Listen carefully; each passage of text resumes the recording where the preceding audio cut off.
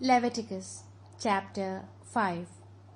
If someone sins in not coming forward to give evidence in court when officially summoned about some wrong he has seen or heard, he is to be held responsible.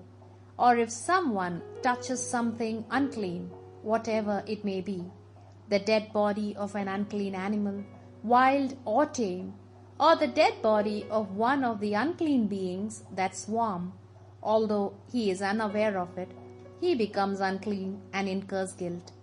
Or if someone touches some human uncleanness, whatever it may be, contact with it makes him unclean, although he is unaware of it. He becomes guilty as soon as he realizes what he has done.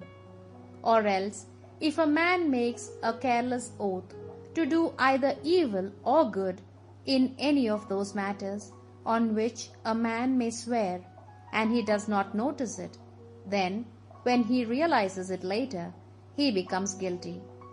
He who is guilty in any of these cases shall confess the sin committed, and bring to the Lord as a reparation for the sin committed a female of the flock, sheep or goat, and the priest shall offer the sacrifice for the man's sin to free him from his sin.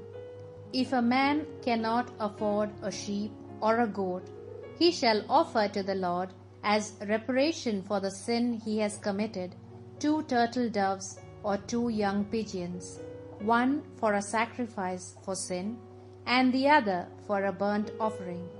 He will bring them to the priest, who shall offer first the one intended for the sacrifice for sin.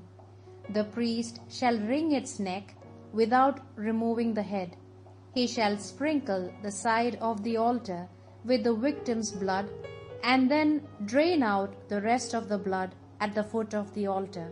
This is a sacrifice for sin.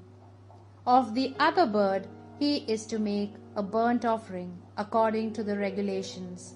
When the priest offers the sacrifice for the man's sin, he will be forgiven.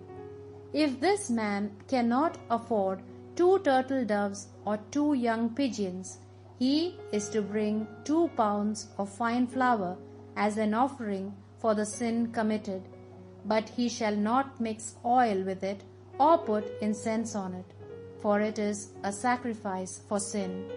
He is to bring it to the priest, who is to take a handful of it as a memorial and burn it on the altar, in addition to the other offerings by fire to the Lord.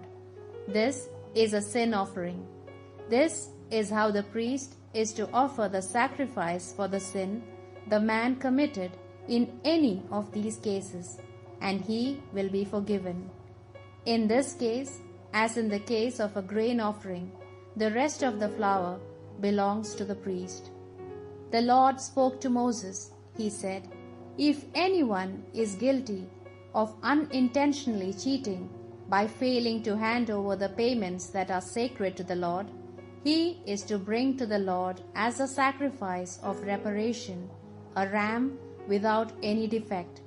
This ram is to be valued in silver shekel according to the official temple standard. This is a sacrifice of reparation. He must restore what he has failed to hand over, pay an extra fifth as well, and give it to the priest.